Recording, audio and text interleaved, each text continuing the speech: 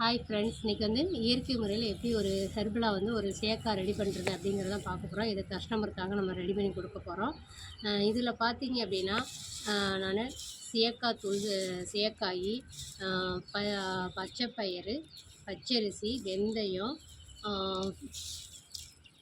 சோப்புக்காய், அதாவது பூந்தி கொட்டைன்னு சொல்லுவாங்க. இந்த பூந்தி கொட்டை இது எல்லாமே நமக்கு நாட்டு மருந்து கடையில் வந்து கிடைக்கும்.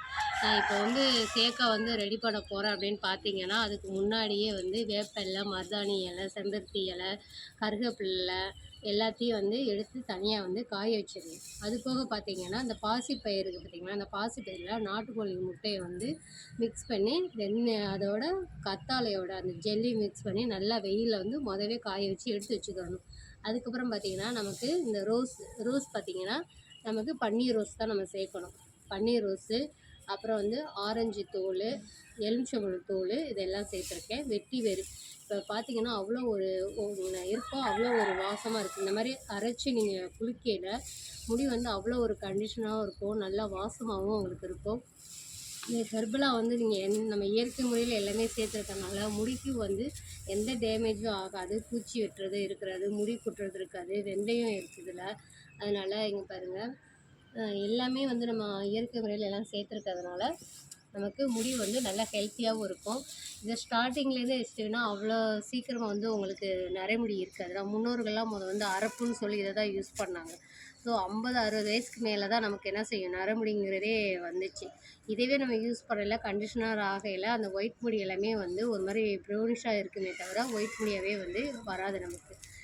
ஆரம்பத்துலேருந்து நமக்கும் சரி, நம்ம வீட்டில் இருக்க எல்லாருக்குமே வந்து இந்த மாதிரியெல்லாம் சேர்க்கணும். இதுதான் அதிமதுரம். இந்த அதிமதுரமும் நமக்கு என்ன செய்யும், நாட்டு மருந்து கடையில் வந்து நமக்கு கிடைக்கும்.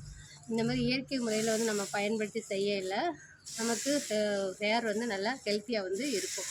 இதை வந்து இப்போ நம்ம அரைக்கிறதுக்கு எல்லாமே ரெடி பண்ணியிருக்கோம். இதை அரைச்சதுக்கப்புறம் அந்த பேக்கில் வந்து என்னென்ன யூஸ் பண்ணணும் அப்படிங்கிறத உங்களுக்கு அது ஒரு தனி வீடியோவாக நான் கொடுக்குறேன்.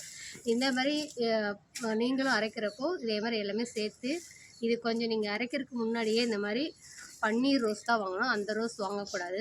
இந்த மாதிரி பன்னீர் ரோஸ் வாங்கி தனித்தனியாக எல்லாத்தையும் எடுத்து அரைச்சி காய வச்சு எடுத்து வச்சுக்கிட்டு, அதுக்கப்புறமா நீங்கள் என்ன செய்வீங்க, அதை மொத்தமாக போட்டு கலவையாக வந்து நம்ம எடுத்துக்கிறணும். இப்போ பாருங்கள், நான் இங்கே இருக்கோம், அவ்வளோ ஒரு வாசமாக இருக்குது. இந்த வெட்டியோரோட வாசம், ஆவாரம்பூ, இந்த ரோஸ் இதோட வாசம் வந்து அவ்வளோ இருக்குது. இதை நீங்கள் பேக் பண்ணிவிட்டு நீங்கள் அதை தேய்ச்சி குளிக்கையில் பாருங்கள், நீங்கள் பக்கத்தில் வந்தாங்களும் சொல்லுவாங்க அவ்வளோ ஒரு வாசமாக இருக்குது அப்படின்னு சொல்லுவாங்க. அது வந்து ட்ரை பண்ணி பாருங்கள். ஓகே, தேங்க்ஸ் ஃபார் வாட்சிங்.